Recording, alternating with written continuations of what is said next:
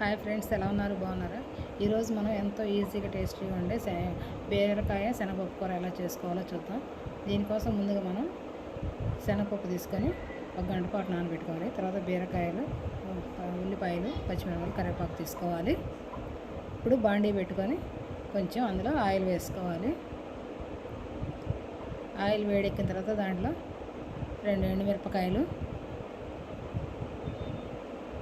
తాలింపు గింజలు, ఉల్లిపాయలు, పచ్చిమిరపకాయలు, కరివేపాకు వేసుకొని బాగా ఫ్రై చేసుకోవాలి.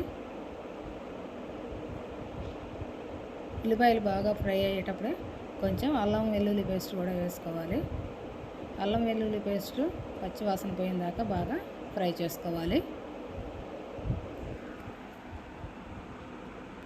ఇలా బాగా ఫ్రై అయిన తర్వాత ఇప్పుడు దీంట్లో బీరకాయ సన్నగా కట్ చేసుకున్నటువంటి బీరకాయ ముక్కల్ని వేసుకోవాలి.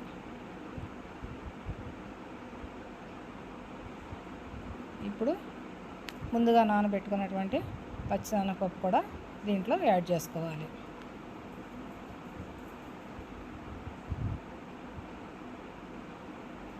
ఇప్పుడు పచ్చిశనగపప్పు వేసుకోవాలి.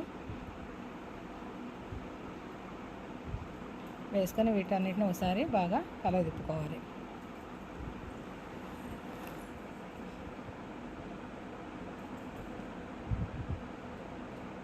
దీంట్లో కొంచెం పసుపు వేసుకొని తిప్పి మూత పెట్టుకోవాలి. మూత పెట్టి ఒక 10 నిమిషాలు బాగా ఉడకనివ్వాలి. ఇందులో ఉన్నటువంటి బీరకాయలో ఉన్న వాటర్తోనే ఇదంతా ఉడుకుతుంది. మీరు కావాలంటే కొంచెం వాటర్ పోసుకొని కూడా బాగా ఉడికించుకోవచ్చు. ముక్కని ఇలా పట్టినప్పుడు మెత్తగా తునిగితే శనగపప్పు బాగా ఉడికినట్లు. ఇలా ఉడికిన తర్వాత ఇప్పుడు తగినంత ఉప్పు,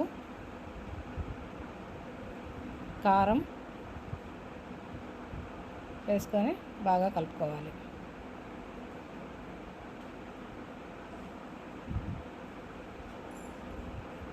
దీన్ని ఇలా 2 నిమిషాలు మగ్గిన తర్వాత ఇప్పుడు దీంట్లో కొంచెం ధనియాల పొడి, 1/2 టీ స్పూన్ ధనియాల పొడి, కొంచెం గరం మసాలా వేసుకొని బాగా కలుపుకోవాలి. అంతే, ఎంతో టేస్టీగా ఉండేటువంటి బీరకాయ శనగపప్పు కూర రెడీ అవుతుంది. ఇది ఇప్పుడు అన్నంలోకైనా కానీ, రోటీల్లో కానీ, ఎందులోకైనా చాలా బాగుంటుంది. ఈ వీడియో కనుక మీకు నచ్చితే లైక్ చేయండి, షేర్ చేయండి, సబ్స్క్రైబ్ చేసుకోండి. Thank you.